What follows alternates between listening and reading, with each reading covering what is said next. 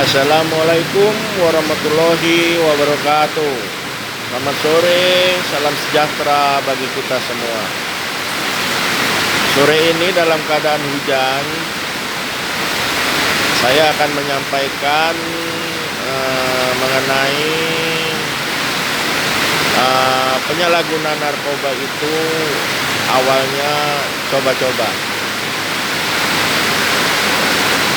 Mengapa awalnya coba-coba? Ya tentunya dari pergaulan, kemudian juga ada yang karena suntuk di keluarga, kemudian mencari pelarian seperti itu. Nah, kemudian berlanjut sampai akhirnya terlena dan menjadi kecanduan. Yang awalnya hanya dari pergaulan, coba-coba, sehingga akhirnya ketergantungan dan menjadi kecanduan, menjadi edik. Nah, kalau sudah menjadi edik, nah inilah masalah sosial yang kita hadapi saat ini, terutama di masyarakat yang kita temukan di perkotaan. Tetapi bukan di perkotaan saja, ternyata sudah merambah juga ke desa-desa. Dengan demikian tentunya kita harus mencari jalan bagaimana caranya untuk mengatasi hal tersebut. Karena bila mana didiamkan atau kita anggap ini semua angin lalu, maka dari itu akan terus berjatuhan korban. Dan kalau semuanya sudah tidak mengabaikan hal tersebut, ya inilah yang menjadi dilema ke depan.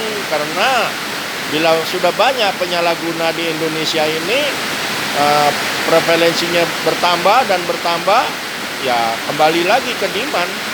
Akhirnya banyak permintaan, banyak meningkat mereka yang tadinya pengguna, kemudian pecandu, kemudian jadi ketergantungan, kemudian mereka juga ikut menjajakan barang tersebut karena mereka butuh uang.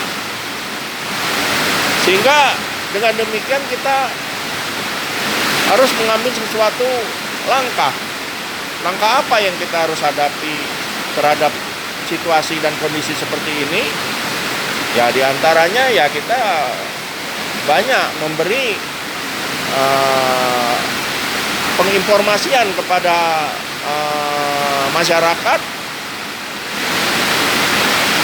ke semua lini, ke semua lingkungan, dan kita tentunya bekerja sama diantaranya sama RT RW. Karena RT RW itu sangat memahami warganya.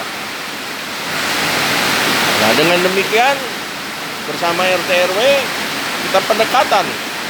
Ada berapa penyalahguna di lingkungan RT tersebut? Ada berapa pemula untuk penyalahguna narkoba di situ, di lingkungan tersebut?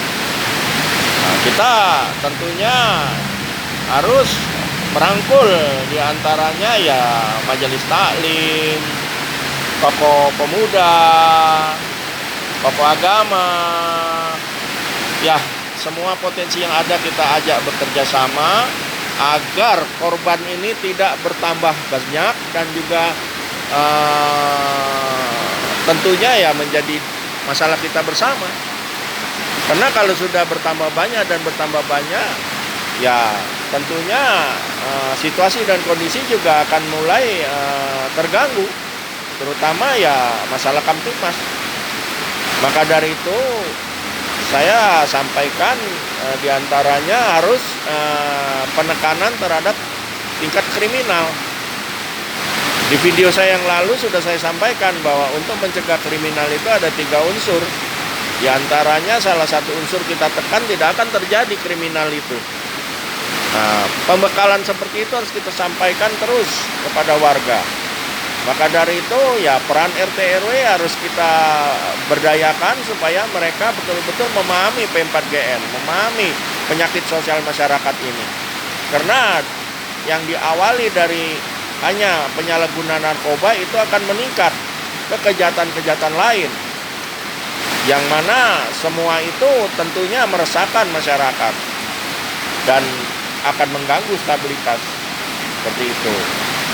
Jadi saya mengharap marilah kita isi waktu ke depan ini dengan senantiasa berbuat untuk lingkungan melalui pencerahan, penginformasian tentang P4GN. Karena P4GN itu harus terus dilakukan.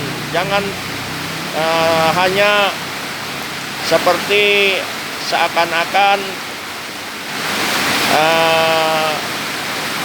sesuatu yang dianggap angin lalu.